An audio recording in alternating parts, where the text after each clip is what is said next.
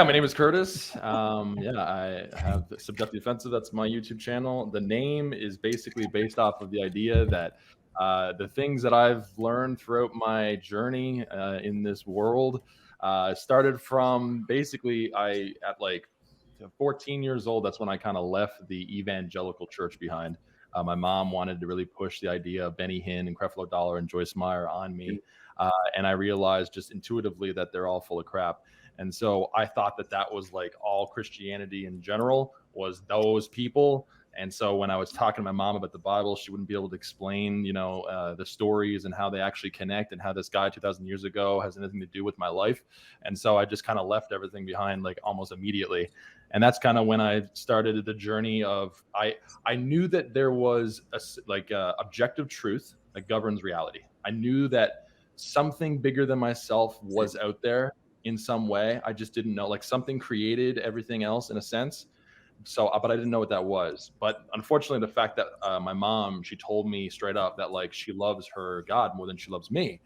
That kind of like, especially as a kid, I just wasn't able to process how that's actually a good thing.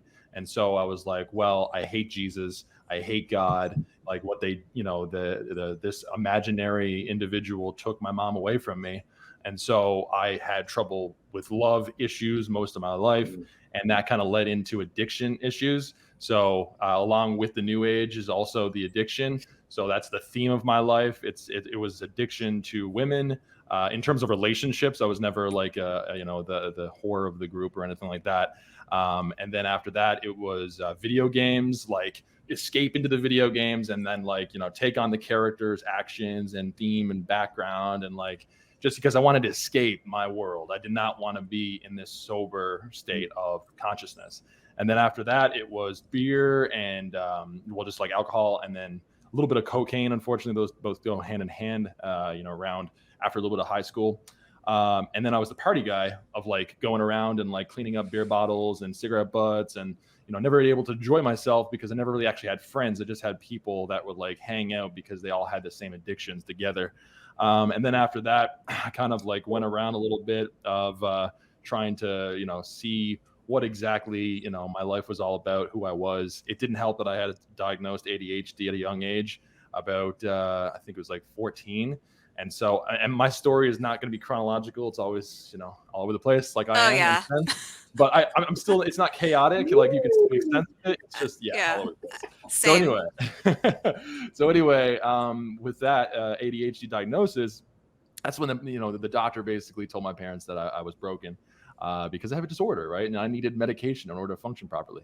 So at that point, I was like, oh, okay. So anything that I do with my friends, my family, I can't please them. I can't be better than them. I can't be even like close to like who they are and what they do. So I'm like, well, I'm just gonna be like a garbage man for the rest of my life. That's like gonna be my aspirations, to grow up and be that guy.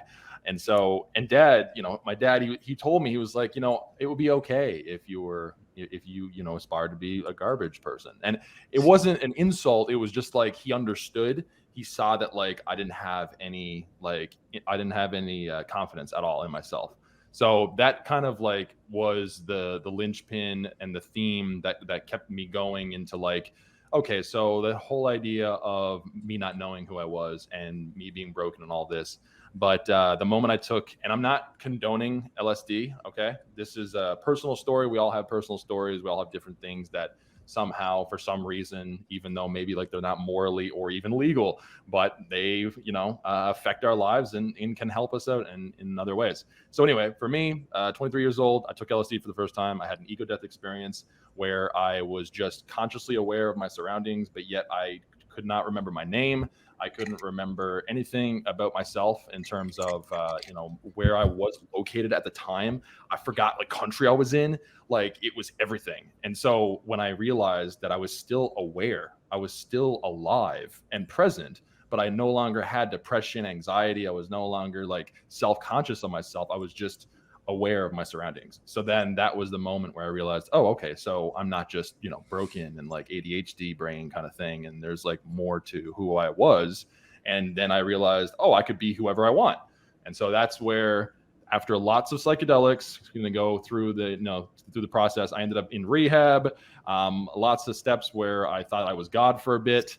Would go around trying to be like Jesus in a sense of like thinking that like the whole, I'm not sure if you heard the story of like the bull crap history of Jesus, the mushroom, and like him apparently giving during this the dinner or the supper, he was giving mushrooms to his disciples. And anyway, it's basically like a psychedelic trip for them all. It's ridiculous. What? Ridiculous. Oh yeah. It's up there with Jesus and going over to India and learning from the gurus kind of thing. And those the holy pictures with the halos. They try to say that it's a shroom cap. Exactly.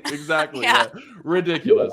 But anyway, to fast forward. That's cray. Oh, bro, it's crazy. Yeah. There's a lot of crazy stuff. But anyway, to fast forward. We're going to get into it.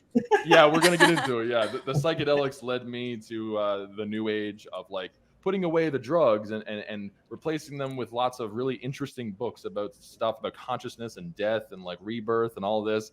And I was obsessed with death because I was a Scorpio. I believed in the whole zodiac thing.